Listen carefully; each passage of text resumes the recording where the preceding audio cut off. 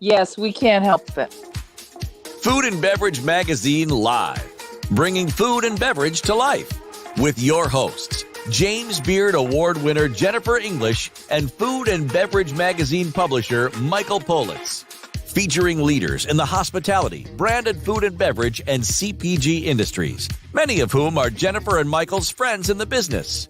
For an informal and informative conversation where friends in the business share the latest intel, ideas, and best practices.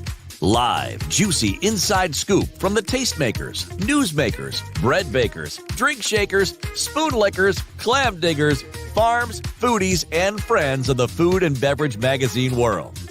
Here are your hosts, Jennifer English and Michael Politz. Hello, dear. Hi, how are you? Look at how good I am. Look what arrived in the mail for me. Should we bring on our guest right now first? Absolutely. Just bring him on and then talk with him so he's not sitting backstage. Is there anything important you want to talk about first? Today we have... I want you to show him what I sent you yesterday because I want him to be, a little bit pizzazzed about. Okay. Yeah, but I got to remind you something. Today we have an Iron Chef America victor.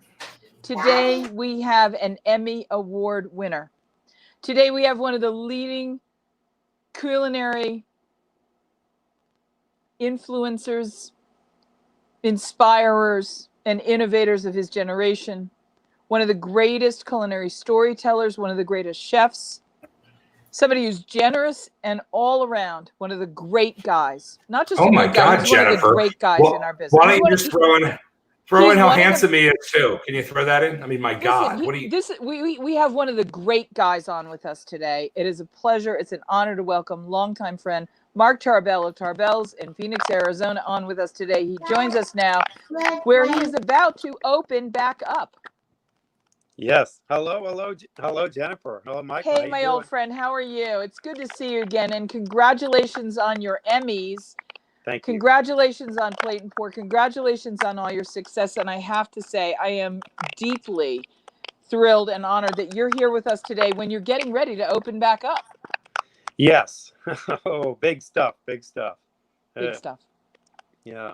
Well, thank you for that. It's not me. I have such a great team at PBS, and I'd be remiss in not saying that. And a lot of people say that because they're being falsely modest. But the truth of the matter is I have one small part in it, not to try to screw it up. And it's all in the editing, and it's all in the filming and all that. The editing.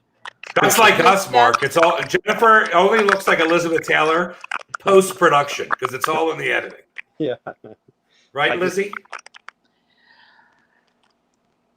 You take my breath away with your off-trackness, but I'm having a little, I'm going to try one thing today. Audio.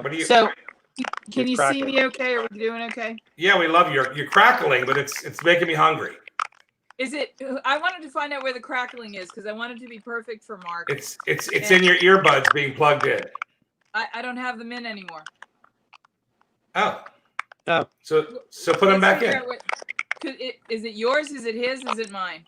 Let me see. I think it's Mark. Mark, we got to work on that. We want to make sure you're 100%. I can't believe Mark is crackling and we blame Jennifer. Mark, you totally blame Jennifer for your crackling. Oh, stop. No, we did it. Hey, listen, it's not every day that we get one of the literally most influential chefs in the country who's been at it for a while. Yes, he's had things like a victory on Iron Chef. Yes, he's won Emmy Awards for Plate and Pour, his PBS show. But before any of that, Mark was doing something remarkable in the world of food. And I want to go back to that because where we all start is where a lot of us are going to find ourselves in the next weeks, months, as we adapt to the condition that COVID and the pandemic has thrust upon us. Yes. Yes. And Mark, you don't have to talk from your introduction. All you have to do is sit there, and she'll just stare at you. Right? It's like this is what I used to deal with whenever Carrie was in the room. Whenever Carrie, we would say, "Come on, Jennifer, meet me at Carrie." She would just sit there and be like, Listen, I want to give Mark a chance to tell us about how he started and what kind of passion is necessary to start something, and it's why we have him on today, because we need him to remind us what it's going to take to start maybe something new. Well, for me, it's always been passion, and I think when we were talking earlier, Jennifer, sorry, Elizabeth, when we were talking earlier, Jennifer, yeah, I was speaking to Jennifer earlier. No, I'm kidding. I'm on a media blitz here. Just kidding. But when we were talking earlier, I'm so fortunate that I still have passion for it after 40 some odd years, and that really is what drives people. And now more than ever, I think if you're going to start something new, if you're going to have some new venture, if you're going to come out of this, it's what takes you through all the ups and downs and the swings in this business. And there are many. What's interesting is that we are very adaptable people. We're in a reactionary business in general. Yeah. And we have to pivot. And now we must pirouette. Mark, we're in a high-touch business in a no-touch world. And it's going to become really important for us to understand that some things about our business are not going to change and some things are.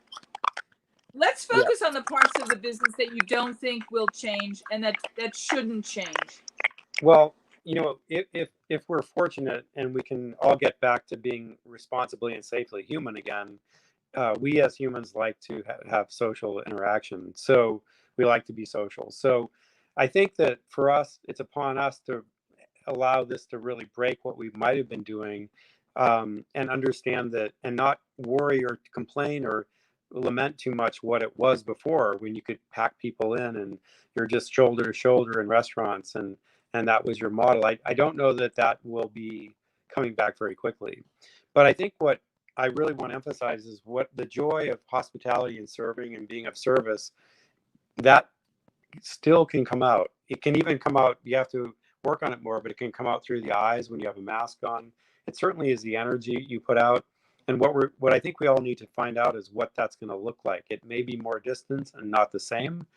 And I think that frankly, it'll be in smaller venues. I can see houses being like they have been before, but that'll be more of a draw, small rooms, intimate private parties, micro catering, things where people feel secure and safe. And also there's going to be an intimacy to it. I think that'll be important. Help me redefine togetherness. Well, togetherness is by, used to be by touch, and used to be by words and facial expression and body language. And right now we have to probably relearn how we express through the face and body, because the touch is not available. So, that big hug we all try to do in the hospitality business, and the virtual hug, that is now virtual. There may not be that where you see someone you've known for 25 years and as a guest in your business and give them a big hug, because they're old friends. Right. But the sentiment and the spirit behind that is what we're refashioning. And I think that, everything goes through transitions. Phones were less intimate than personal conversations. Texting and email were less personal than phones. And then beyond that, social media has another distancing element to it. While it appears to be connecting people, it's the spirit and the intent behind it is what's most important. One of the things that I've always admired about you is your generous hospitality, because it cultivates a very particular warm and relaxed kind of conviviality. Would you talk a little bit about what you think the experience should feel like? Because you capture it so beautifully in part on Plate and Pour. So I want to kind of tie it together, because you bring to life, in a sense, the search for the source of that in the quests and adventures you go on. Would you talk a little bit about that for us? Well, it's an energetic feel that I really try to teach and get my team identified with. We're of service to people, and that has to be part of your soul. And most people, I believe, are at their core, but we need to break down some certain ideas and preconceptions in order to allow us to freely do that. But, you know, the whole thing about being in community with others at a community table or being in a restaurant, I still believe that we can do that and do it in a spaced out way, you know, because hemp is on the rise in Arizona, and we can do it very, very safely. Because it has to be about the intent of the team and the warmth of the room, and the warmth and the energy in the room comes from people. So it's not art, it's not really the fixtures and the materials used in building it. So that's why I'm thinking micro and small and less is more as a pathway to getting back to, you know, restaurants.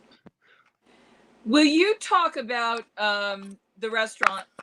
Because you've got a very important event happening today. In fact, you're opening again. And I would like Yes. you to talk, because there are literally hundreds, thousands of people in our industry who will hear your words, who are going through similar experiences, and the solidarity and communion of being in the same boat. I think a lot of people can learn from what you've been through, what your team has gone through, and what you have chosen to do.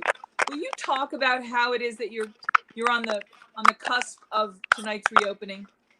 Well, we did reopen 2 nights ago, so I have a little bit of runway. And, you know, just getting back to March 16th when we closed, that was one of the scariest, most disturbing moments of my life and career, because I put everything 25 years into Tarbell's and, you know, been open 360 days a year and never closed. So it was wild.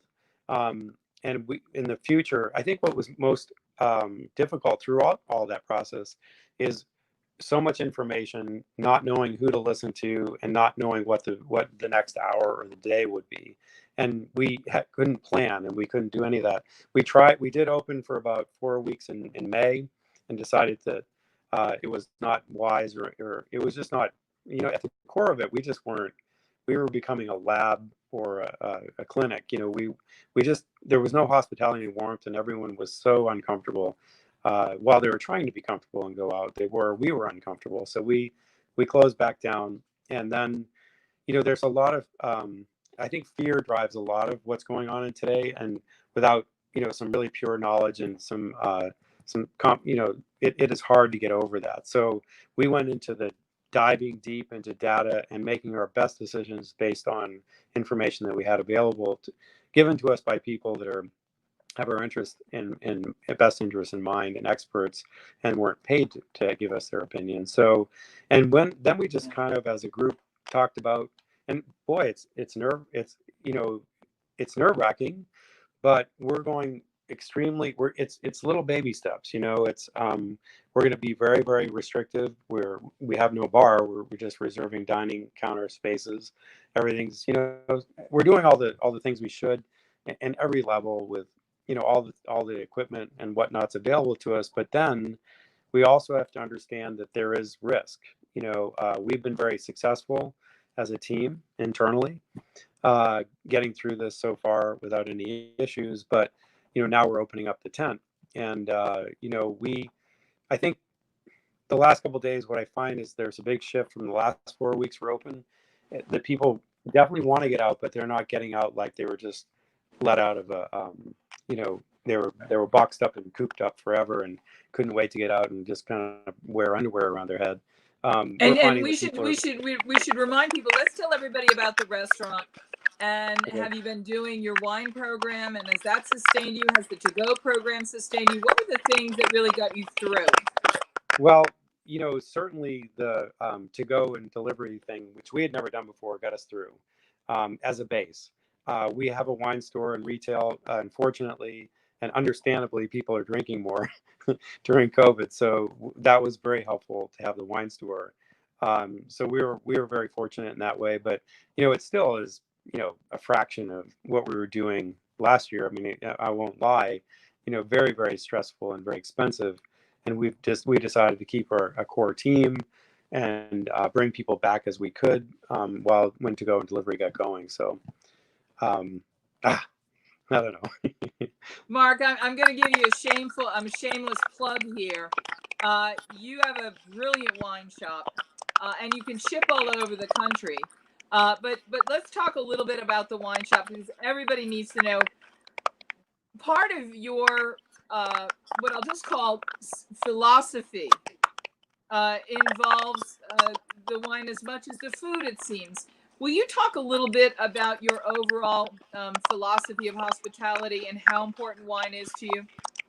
Well, absolutely. I mean, food is what I love, and wine I have a passion and strong interest in. And I think the two of them together, I was lucky in Paris. I went to La Varenne to culinary school, and then I went to Académie du Vin as a kid, as a 19-year-old. And ever since then, I've had this, because it's never ending. Learning about wine is never ending. But what we want to do there is make it super humble and hospitable and generous and kind, and make it very easy for people. But on top of that, and we match prices locally and nationally with all the big box stores, but people that we're dealing with really just want ease. So we deliver, we make things very easy for them. But more importantly, what I feel is important is wine has become a commodity to a certain extent, but most wines that we love are done by artists. These are farmers and artists, and it's not really a commodity, because if they have a bad vintage in California, they can't go, oh, well, that's okay. We'll just go down to somewhere, like we'll just build a factory somewhere else and make it there in a couple months. It's a one shot a year. Artisans are making it. I think the farmers that grow great grapes are artisans as well. So we're trying to honor that and not decommoditize it, while still being, fair. When it comes to the world of wine, and I couldn't agree with you more. I think the grape guys, they're dirt artists. So much of their art happens in the soil. I mean, it's unbelievable. Let's talk about what great wine is, what great wine looks like and tastes like, and what are the kinds of wines in your portfolio that you offer for your guests, and what do these wines have in common that really distinguishes your wine store? Well, what great wines look like, or it's like any art, you just curate it. And what we're really good at is finding things, because we have a group of people that are just passionate about it, and we're collaborative in buying. So wines that we're truly passionate about, we like to find things that haven't been discovered yet, if that's possible. We like to get things that are exclusively made available to us. We're doing a lot of that, and it really is just like we want to lead people to new experiences and discovery, and still we have Camus and Belglass. I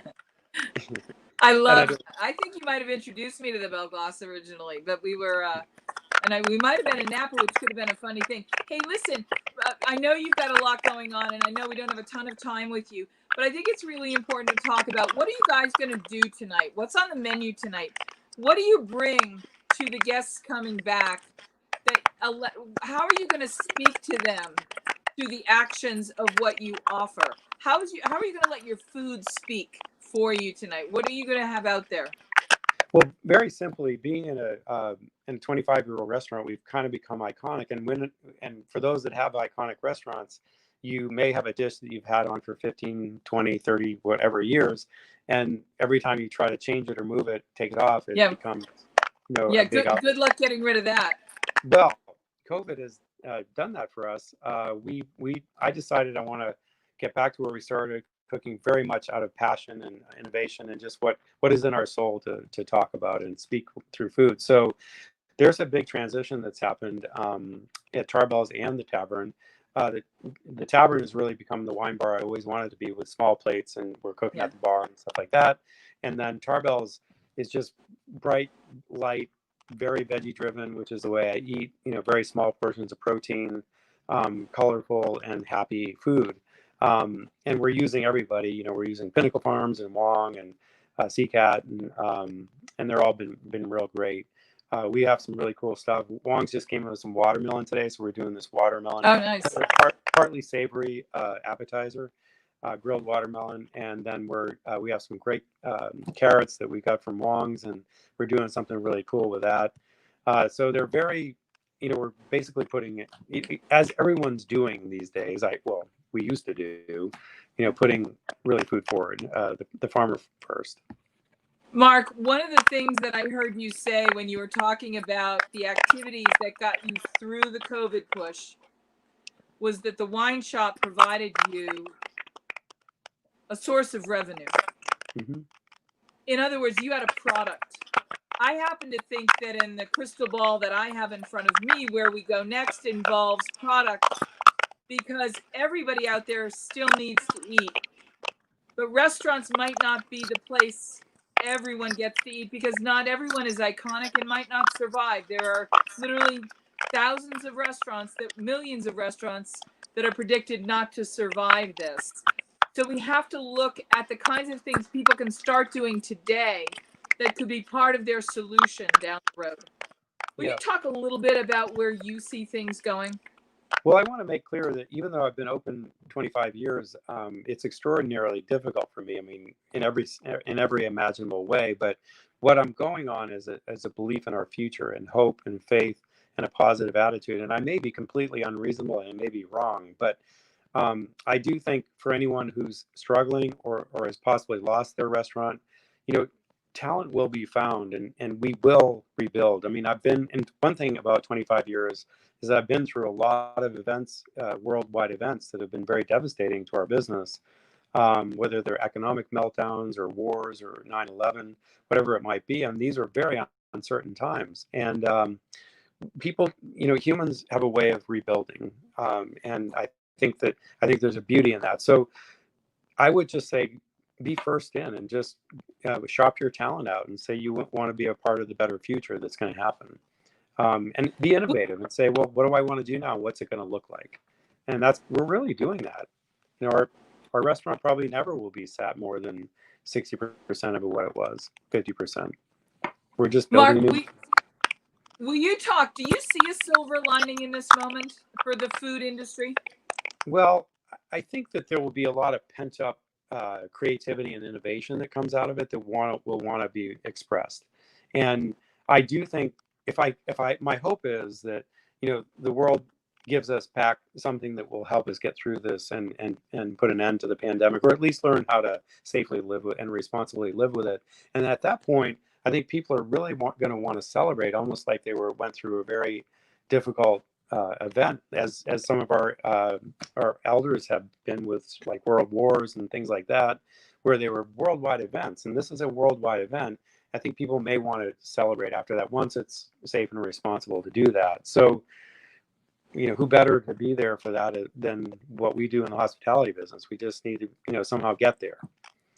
Will you talk a little bit about your show? Yes. Well, Plate and Pour. I'm so proud of you, by the way. Thank you very much.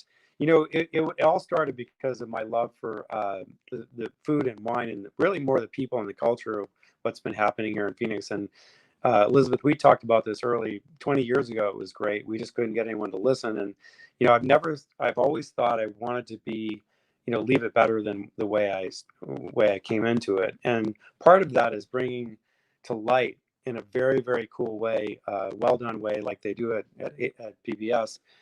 What's really happening and getting a little deeper in the stories. I mean, it's half hour, we can't get too deep, and talk about people that are producing things and just give like a global picture of the people, culture, and all these wonderful things that are happening in Arizona. We were just scratching the surface, frankly, and I look forward to being able to do season 3. Of course, everything's shut down right now, but we're going to start it with doing little minis on social media with a production team down there. So there will still be stories made. It won't be going into restaurants and cooking with people, but it's really just a great, beautifully filmed story about what's happening here in Arizona and the people in it.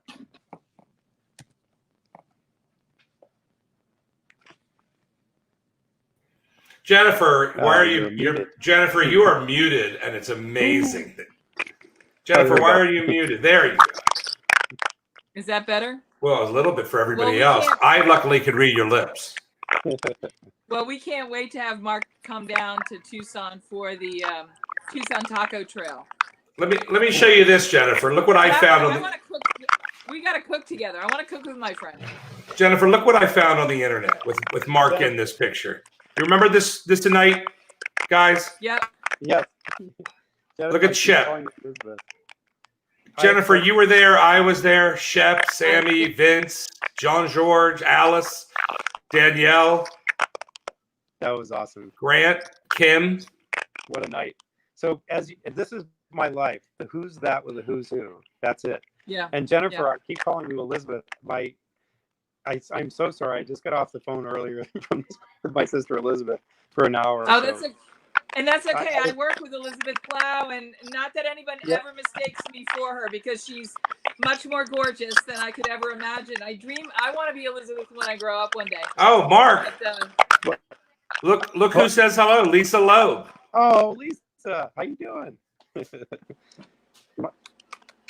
Love you. You're the best. Yeah, she just put out we love our friends. Let's talk a little bit. She put out a new Michael, vinyl. put the picture back up. Yeah. Wait, Mark's talking about Lisa now. Mark said Lisa just put out a vinyl record. No, she was right there, right front in the middle, right next to Alice. Oh, put the picture back up? Yeah. Oh. There she is, Lisa Loeb. Look at that. That's awesome. Radiating and as beautiful as ever, huh, guys? She's the best. Yeah, she really is a very wonderful person and an amazing talent. And a great mom. Oh, everything about her. She's one of my closest, dearest, one of my dearest. And I'm lucky to have her as a friend. And evidently you are too, Mark, because she will always, for 20 years, Lisa has kept me on the straight and narrow. That is for sure. Yeah. A true friend. No, yes. Truer, for sure. You know, let's talk a little bit about that, because that picture was taken at an event where our dear friend Carrie Simon, Iron Chef Carrie Simon, who had been diagnosed with MSA and was really struggling. We came together that night in an awareness campaign for lots of reasons. And I think that picture embodies who we are as a community. Yes. And that was a very difficult, traumatic experience for a lot of us to see our friend suffering like that. Absolutely. And in a way, it embodies the breadth of the sorrow and suffering our friends in the business are enduring right now because of COVID. Mark, would you talk a little bit about what were the important things that picture represents that we need to summon now to get through together? Well, I think if you look at that picture from the outside, you're seeing a lot of very famous people, myself not included, but a lot of very accomplished and famous people in our world. And you were there, so you'll remember this. You were both there. There was nothing but good. I mean, people said yes immediately. There was no ego. There was a lot of cooperation. There was zero issues. It was the spirit of the reason people were there was pure, and that is really true for our industry. We are givers. We serve, and that.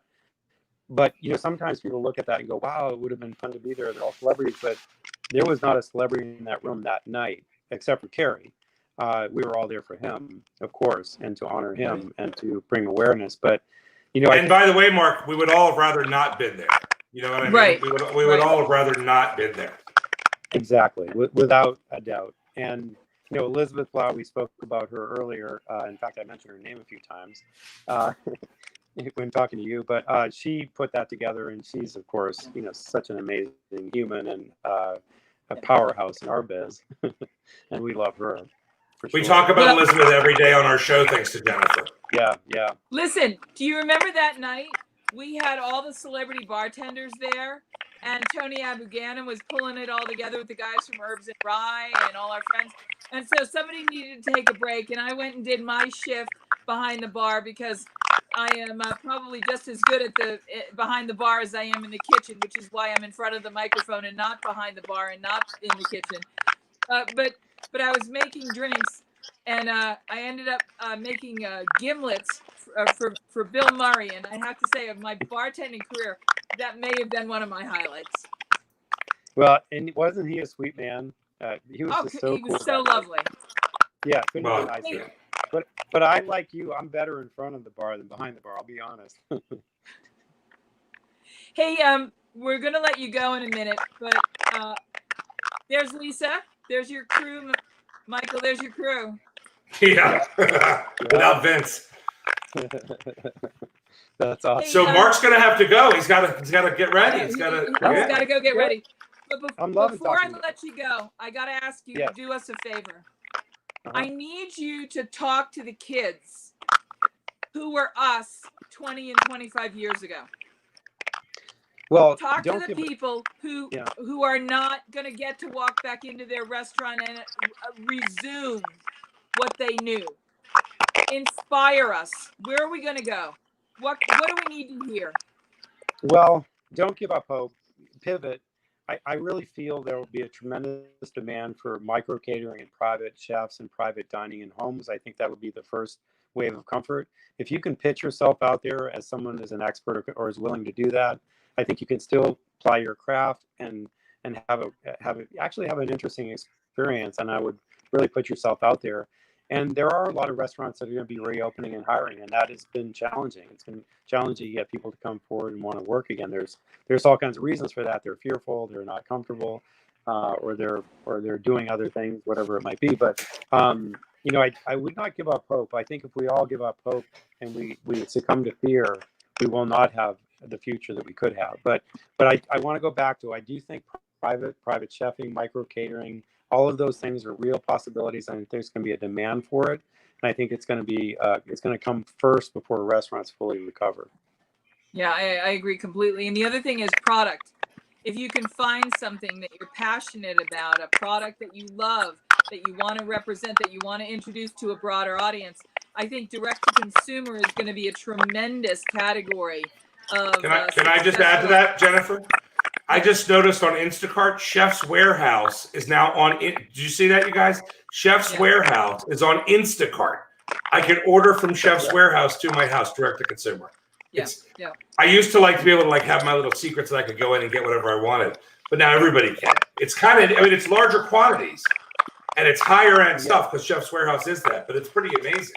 Well, and then we had Michael Guinora saying that they're thinking about doing that with everything from foie to what have you. I'm telling you, the question is going to be what happens when everyone realizes it's just as easy to get our favorite luxury products directly from Petrosian or Russ and Daughters or from your favorite purveyors shipped right to your house. The demand's going to go up. There is going to be huge demand.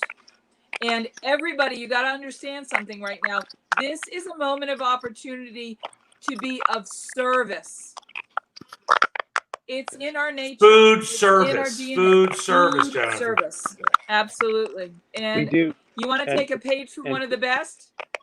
We got Mark Tarbell here to inspire us. Before I let you go, there was a little debate before you came on. We know that you're an Iron Chef winner. Would you take us back to that episode? Oh, so many years ago. But so it was, it was, I think at 2007, it was just an amazing thing. I don't watch TV. And so this guy called me, Bruce Sedell, who brought Iron Chef America to Food Network. He called me, he was staying at the Sanctuary. He said, "Hey, I saw you on Channel 3. I thought you were really good. Do you want to go on this show, Iron Chef America?" And I was like, I remember I was sitting there and I almost said no. I literally almost said no because I didn't really have a relationship, and I was like, whatever.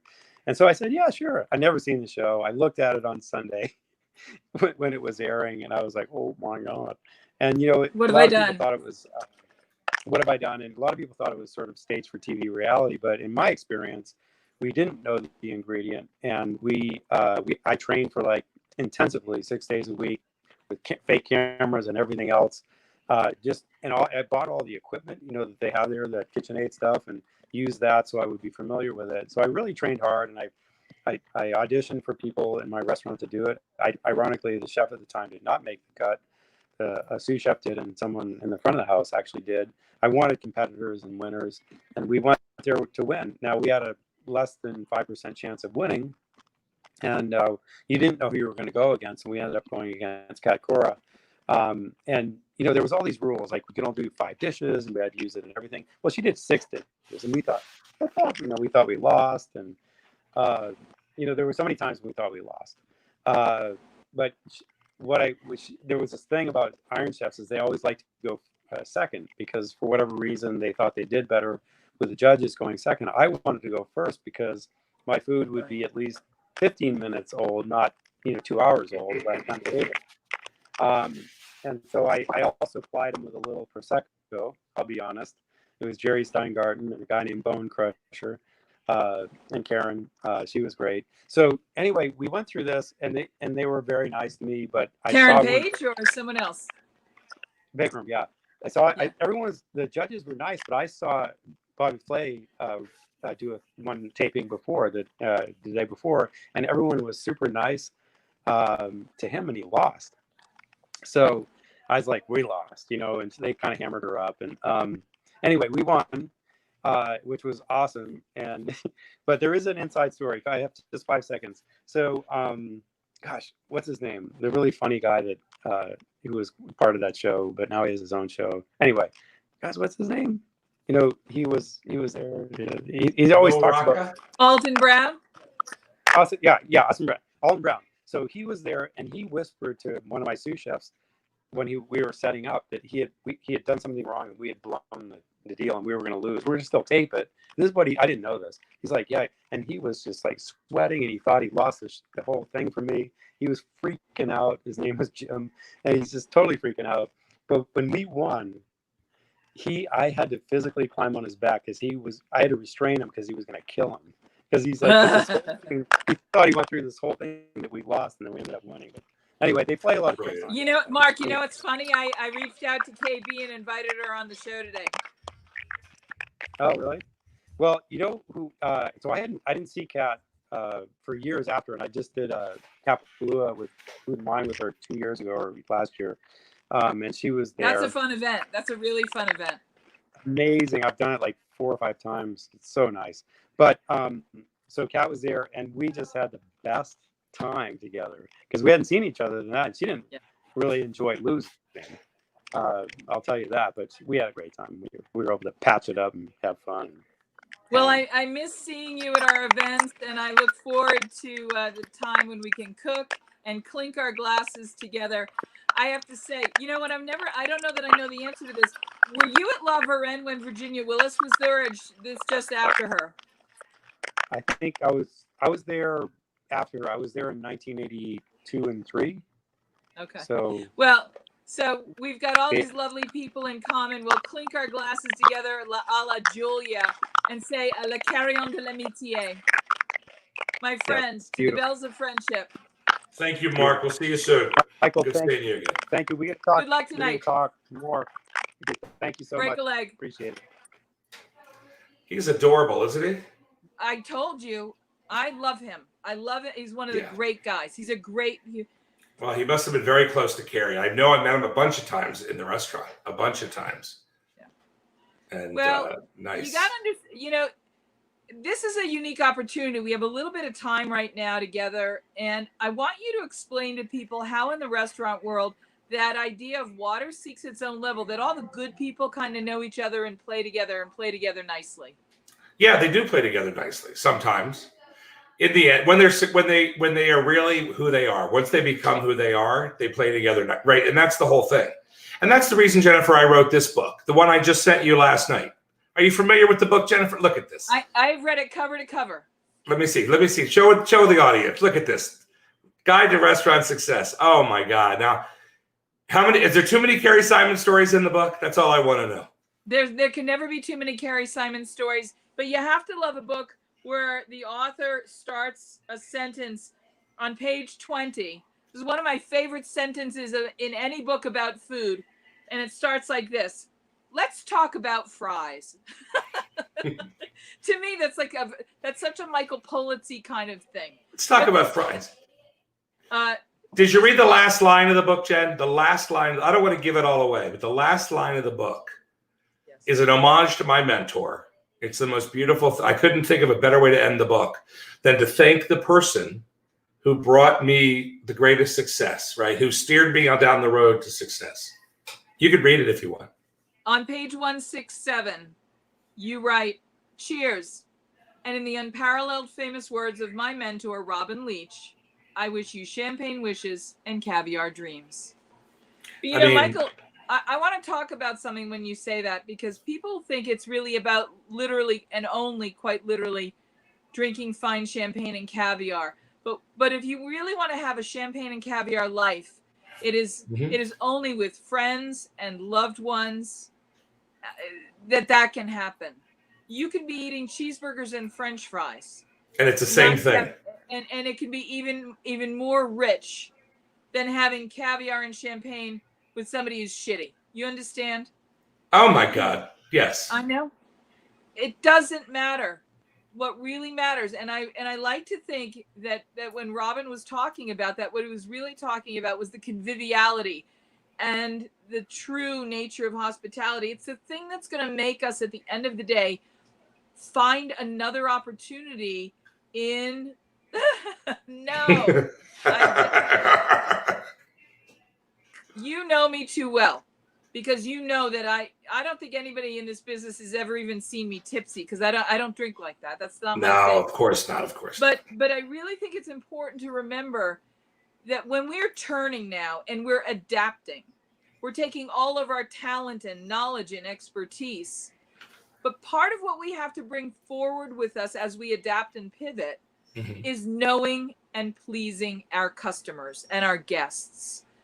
Whether you're in a dining room, in a restaurant, and you're serving a table, or you're online offering products on a new website that you love, the idea is not so much about making people it's not about the transaction. It's about how you make people feel. Dale DeGroff, Tony Abu-Ghanem say it. I don't serve drinks. I serve people. It's not about the what so much as the how. It's not so much about the goal or the end of it. It's about the intention that you bring to it. It's why when you're cooking and you need to put some of your love in the food and you use a magic wand, which is another name for a wooden spoon, all of the love that you have, the intention that you have when you're cooking. Mark's a genius example of this. He's got skills, but it's his intention, just like Julia's, that makes the food turn out the way it does, because it's conveying, it's the vehicle for conveying that emotion. That's what we have to remember as we go forward. I would imagine if Lisa's still watching, you know, she performed brilliantly that night. I mean, she performs brilliantly every day. She performs.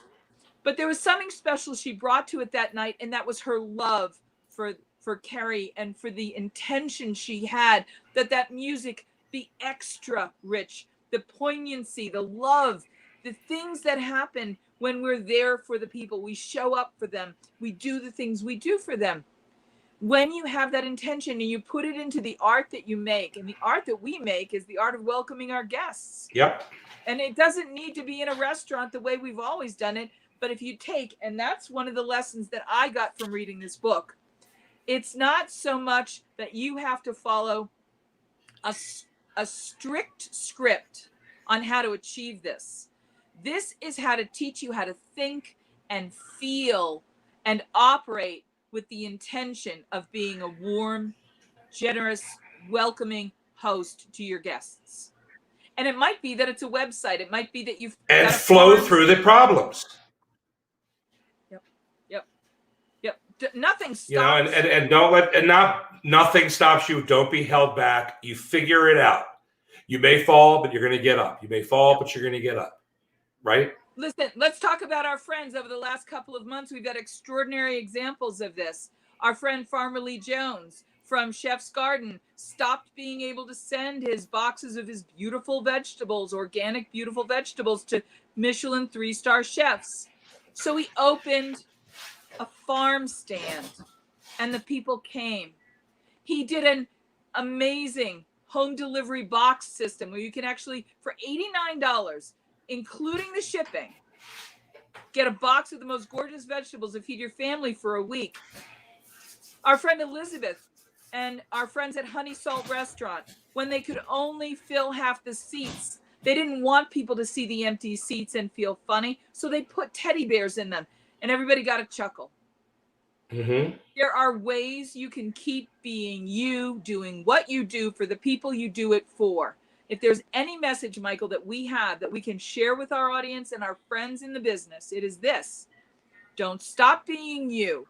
Don't stop doing what you do, even if you have to change how you do it. Like our friend Jake says, don't quit.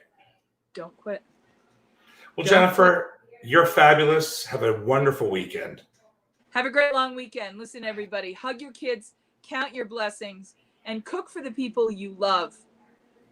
I'm going to go make a pizza for the baby.